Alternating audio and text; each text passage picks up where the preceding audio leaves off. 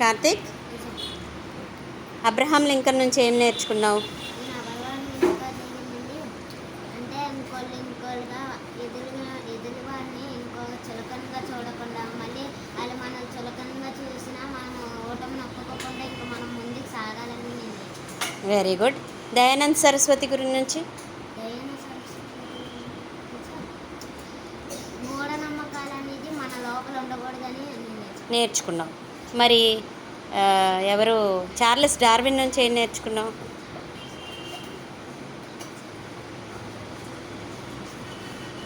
అంటే మనం ఇప్పుడు ఎక్స్పెరిమెంట్స్ చేద్దాం కదా, దాన్ని ఇంకా ముందుకు తీసుకెళ్ళి ఎక్స్పెరిమెంటేషన్స్ చేయాలి.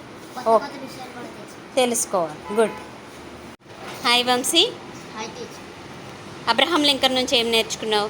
అంటే ఇంకా మనం ఎగతాళి చేయకుండా చూద్దాం. మరి చార్లెస్ డార్విన్ నుంచి అంటే ఎక్కడికైనా ఏదైనా రీసెర్చ్ చేయాలి. ఓకే. దయానంద్ సరస్వతి నుంచి నమ్మకాల దగ్గర నుంచి దూరంగా ఉండాలి. మూఢనమ్మకాల నుంచి దూరంగా ఉండాలి. Very good. Hi Mahi, Abraham Lincoln నుంచి ఏం నేర్చుకున్నావు?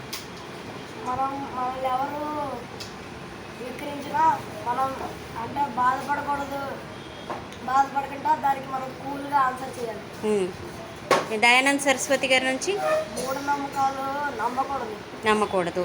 మరి చార్లెస్ డార్విన్ నుండి ఏదైనా ఎవరు చెప్పింది నమ్మకుండా సర్చ్ చేయడం నేర్చుకుంటాం. రీసెర్చ్ చేయాలంటాం. ఓకే. యశ్విన్, చార్లెస్ డార్విన్ నుంచి ఏం నేర్చుకున్నావు? మనం ఎక్స్పెరిమెంట్స్ అలాంటివి ఎవరు చెప్పినా నమ్మకుండా ముందుకు సాగాలి. ఓకే. మరి ఎవరు మన ఈయన దయానంద్ సరస్వతి నుండి మూఢనమ్మకాలు ఉండకూడదు మనకి. తర్వాత అబ్రహాం లింకన్ నుండి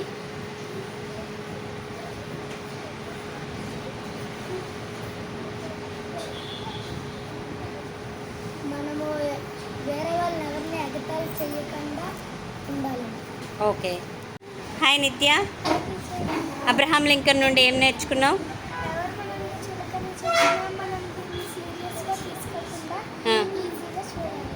కూల్గా ఉండాలి. ఇంకా దేనికోసం పాటుపడ్డారు ఆయన లింకన్?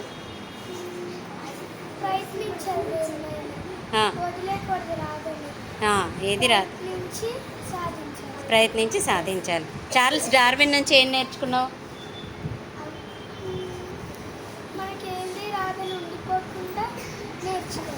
నేర్చుకోవాలి. దయానంద్ సరస్వతి ఉంచుకోకూడదు. Very good. Lasya, Abraham Lincoln నుంచి ఏం నేర్చుకున్నావు? మనము ఎదుటివారిని మనకి ఎదుటివారు ఏమన్నా మనం ఎదుటివారికి మీద మనము బాధపడిపోకూడదు. ఎదుటివారికి మనము సహాయం చేయాలి. ఓకే. దయానంద్ సరస్వతి గారి నుండి ఏం నేర్చుకున్నావు? మూఢనమ్మకాలు బ్రెయిన్లో ఉంచుకోకుండా ఉండాలి. ఓకే. నెక్స్ట్ చార్లెస్ డార్విన్ నుంచి ఏం నేర్చుకున్నావు? ఎక్స్పెరిమెంట్ చేయాలి. Experiment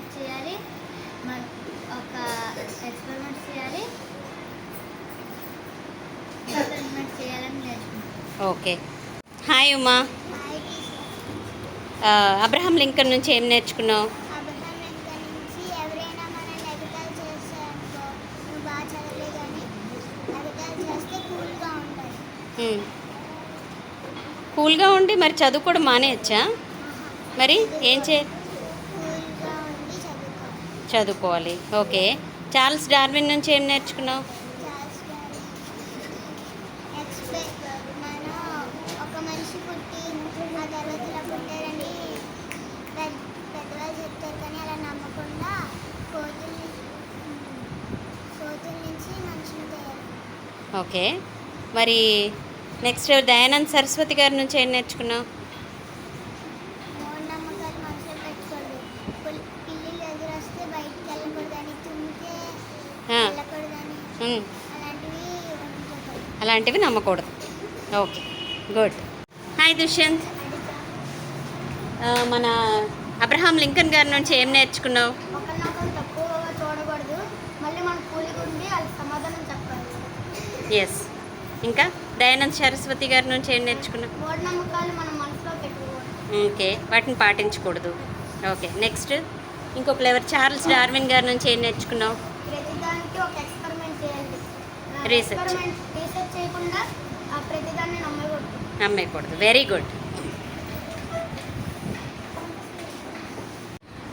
hi Heidi. Hi teacher. National productivity day గురించి చెప్తావా? చెప్పు. నేషనల్ ప్రొడక్టివిటీ డే అంటే ఏదైనా పనిని స్టార్ట్ చేసి పూర్తి చేయడం నేషనల్ ప్రొడక్టివిటీ డే అంటారు. ఒక ఎగ్జాంపుల్ చెప్తావా?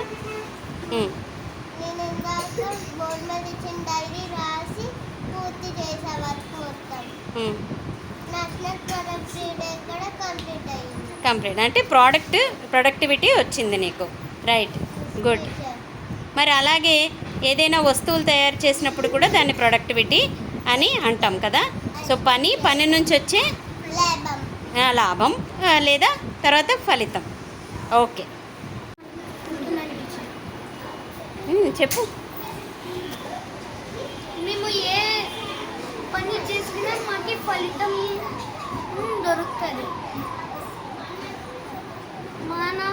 మనం ఏ పని చేసినా దానికి ఫలితం ఉంటుంది. Okay. Hi Mahi. National productivity day గురించి మాట్లాడతావా? మాట్లాడు. అంటే ఇప్పుడు సోప్స్ తయారు చేస్తారు. తయారు చేయడం ఒక పని, అది అయిపోయాక దాన్ని ఫలితం అంటారు. దాన్నే ప్రొడక్టివిటీ అంటారు. ఈరోజు 12th February 2025 national productivity day. పని చేసేది పని, దానివల్ల వచ్చేది ఫలితం, దాన్నే called national productivity. Very good, very good. Abraham Lincoln America president speech ఇస్తున్నప్పుడు ఒక ప్రెసిడెంట్ మీ డాడీ చెప్పులు కుట్టేవాడు, నువ్వు స్పీచ్ ఇస్తున్నావేంటి అన్నాడు.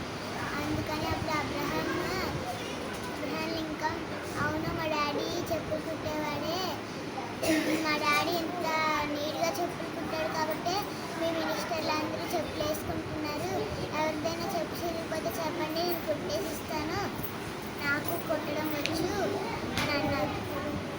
సో అది humbleness. Do you want to talk about Abraham Lincoln? Carry on. Abraham Lincoln కథ. అబ్రహాం లింకన్ పుట్టినప్పుడు వాళ్ళ అవ్వ చనిపోయారు. వాళ్ళ నాన్న ఇంకొకరిని పెళ్లి చేసుకున్నారు. అబ్రహాం లింకన్ని బాగా చూసుకునేవాడు. సవతి అమ్మాయిని బాగా చూసుకునేవాడు. అబ్రహాం లింకన్ వాళ్ళ నాన్న చెప్పులు కుడుతూ పోషించేవాడు. అబ్రహాం లింకన్ కూడా ఏ పని దొరికినా చేసేవాడు. వాళ్ళ నాన్న కూడా ఏ పని దొరికినా చేసేవాడు. అబ్రహాం లింకన్కి 21 ఏళ్ళు వచ్చాక అమెరికా ప్రెసిడెంట్ అవ్వాలనుకున్నాడు. దానికోసం చాలా ఏళ్ళు ప్రెసిడెంట్ అవ్వడానికి ఎలక్షన్స్లో పాల్గొన్నాడు. అన్నిసార్లు ఓటమి పొందాడు. లాస్ట్ సారి మటుకు నీకు బానిసత్వం వద్దు, నేను బానిసత్వం తీసేస్తాను ప్రెసిడెంట్ అయితే అని చెప్పారు. అప్పుడు నమ్మి అందరూ అబ్రహాం లింకన్కి ఓట్లు వేశారు. అప్పుడు అబ్రహాం లింకన్ గెలిచారు. ఒకరోజు అబ్రహాం లింకన్ స్పీచ్ ఇస్తుండగా ఒక మినిస్టర్ లెగిసి, అబ్రహాం లింకన్, మీ నాన్న చెప్పుల పని చేస్తూ నిన్ను పోషించేవారు, నువ్వు కూడా చెప్పుల పని చేస్తూనే పైకి వచ్చావు అని అన్నాడు. అప్పుడు అందరూ నవ్వారు. అయితే అప్పుడు అబ్రహాం లింకన్ అన్నాడు, మీరు ఎంతో గొప్ప గొప్ప వాళ్ళు, మేము పేదవాళ్ళం కదా, మరి మేము పుట్టిన చెప్పులు మీరు వేసుకుంటున్నారు కదా అన్నాడు. అయితే అందరూ ఏమీ అనలేదు, మాటలు రాలేదు. అయితే అందరూ సైలెంట్ అయిపోయారు. ఒకరోజు అబ్రహాం లింకన్ డ్రామా చూడడానికి వాళ్ళ వైఫ్తో వెళ్ళాడు. అక్కడ ఒకళ్ళు వచ్చి అబ్రహాం లింకన్ని గన్తో కాల్ చేశారు.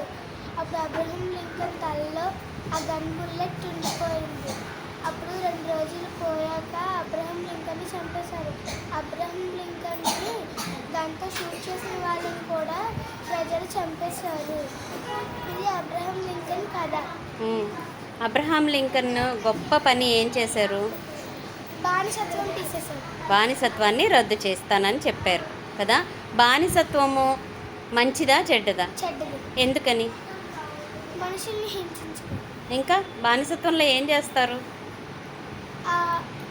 పేదలు అప్పు తీసుకుంటే దాన్ని కట్టకపోతే తీసుకుంటారు. వాళ్ళు తీసుకొని ఇంట్లో పని మొత్తం చేయించుకొని వాళ్ళ పని అయిపోతే ఇంకొకరికి అమ్ముతారు. ఆ, అలా అమ్ముతూ ఉంటారు. ఉమ్, అందుకే బానిసత్వం చెడ్డది. చెడ్డది.